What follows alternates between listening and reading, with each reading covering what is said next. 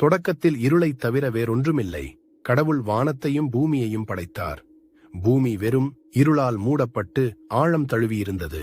ஆனால் இந்த வெற்றிடத்திலிருந்து கடவுளின் ஆவி நீரின் மேல் மிதந்தது. பிறகு கடவுள் ஒரு வார்த்தையால் ஒளி இருக்கட்டும் என்று பேசினார். மேலும் வெளிச்சம் இருளைத் துளைத்தது. வெளிச்சம் நன்றாக இருப்பதைக் கண்ட தேவன் அதை இருளிலிருந்து பிரித்தார். ஒளிக்கு பகல் என்றும் இருளுக்கு இரவு என்றும் பெயர். முதலாவது நாள் மாலை முடிந்தது. இரண்டாவது நாளில் கடவுள் சொன்னார், மேலே உள்ள தண்ணீரை கீழே உள்ள தண்ணீரை பிரிக்க ஜலத்தின் நடுவில் ஒரு வான்வெளி இருக்கட்டும். இவ்வாறு கடவுள் பூமிக்கு மேலே பறந்து விரிந்திருக்கும் வானத்தை படைத்தார். மூன்றாம் நாள் கடவுள் வானத்திற்கு கீழே உள்ள தண்ணீரை ஒரே இடத்தில் சேகரித்து வறண்ட நிலம் தோன்ற அனுமதித்தார். வறண்ட நிலத்திற்கு பூமி என்று பெயரிட்டார். திரண்ட தண்ணீருக்கு அவர் கடல் என்று பெயரிட்டார். கடவுள் பூமிக்கு தாவரங்களை, விதைகள் தாங்கும் தாவரங்களையும் பழம் தரும் மரங்களையும் பிறப்பிக்கும்படி கட்டளையிட்டார். மேலும் பூமி பசுமையாகவும் வளமாகவும் செழித்து வளர்ந்தது. நான்காவது நாளில் கடவுள் பகல் மற்றும் இரவை ஆளவும் பருவங்கள், நாட்கள் மற்றும் ஆண்டுகளை குறிக்கவும் வானத்தில் விளக்குகளை படைத்தார். அவர் 2 பெரிய விளக்குகளை உண்டாக்கினார். பகலை ஆள பெரிய வெளிச்சம் மற்றும் இரவை ஆள குறைந்த வெளிச்சம். அவர் நட்சத்திரங்களையும் உருவாக்கினார். பூமியை ஒளிரச் செய்ய அவற்றை வானத்தில் அமைத்தார்.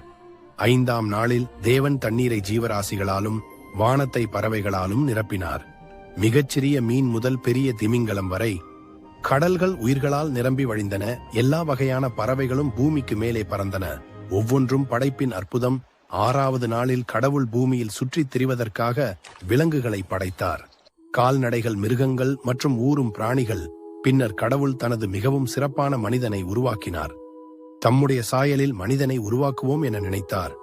எனவே தேவன் பூமியின் மண்ணிலிருந்து மனிதனை உருவாக்கி அவனுக்குள் ஜீவ சுவாசத்தை ஊதினார். மனிதன் உயிருள்ள ஆன்மாவானான். கடவுள் அவருக்கு ஆதாம் என்று பெயரிட்டு பூமியில் உள்ள அனைத்து உயிரினங்களின் மீதும் அவனுக்கு அதிகாரம் அளித்தார். ஆனால் மனிதன் தனியாக இருப்பது நல்லதல்ல என்று கடவுள் பார்த்தார். எனவே ஆதாமை ஆழ்ந்த உறக்கத்தில் விழச் செய்தார். ஆதாம் தூங்கும்போது கடவுள் அவனுடைய விலா எலும்பை எடுத்து ஒரு பெண்ணாக வடிவமைத்தார். ஆதாம் விழித்தெழுந்தபோது அவளை பார்த்து, இது இப்போது என் எலும்பின் எலும்பும் என் சதையின் சதையுமாகும். ஆணிலிருந்து எடுக்கப்பட்டதால் அவள் பெண் என்று அழைக்கப்படுவாள். மற்றும் அவளுக்கு ஏவாள் என்று பெயர் சூட்டினான் கடவுள். ஆதாமையும் ஆதாம் ஏவாள் என்று பெயரிட்ட பெண்ணையும் ஏதேன் தோட்டத்தில் வைத்தார். இது பார்வைக்கு இனிமையான மற்றும் உணவுக்கு ஏற்ற மரங்கள் நிறைந்த சொர்க்கமாகவும் தோட்டத்தின் நடுவில் 2 சிறப்பு மரங்கள் இருந்தன, வாழ்க்கை மரம் மற்றும் நன்மை தீமை பற்றிய அறிவு மரம். கடவுள் அவர்களுக்கு கட்டளையிட்டார், நீங்கள் தோட்டத்தில் உள்ள எல்லா மரங்களையும் தாராளமாக உண்ணலாம். ஆனால் நன்மை தீமை அறியும் மரத்தை நீங்கள் சாப்பிடக்கூடாது.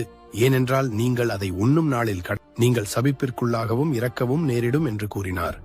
பின்பு வானமும் பூமியும் நிறைவடைந்து 7ஆவது நாளில் கடவுள் தனது எல்லா வேலைகளிலிருந்தும் ஓய்வெடுத்தார்.